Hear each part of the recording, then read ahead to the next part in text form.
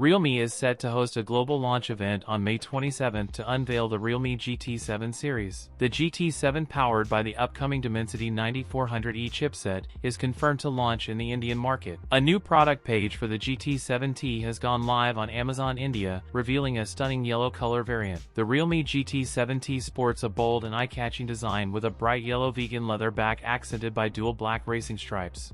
It comes in yellow, black, and light blue. Its large square module includes 2 cameras and an LED flash, a 16-megapixel front camera, and a 50-megapixel main camera plus 8-megapixel ultrawide. The Realme Neo 7T is equipped with a 6.78-inch LTPO OLED 1.5K 120Hz screen. The device has revealed that it will feature the Dimensity 8400 chip, 8GB of RAM, and Android 15. A 7000 mAh battery. It may ship with a 120W fast charger. That's it for today's video. If you enjoyed it, don't forget to like, comment, and subscribe for more content. Thanks for watching, and I'll see you in the next one.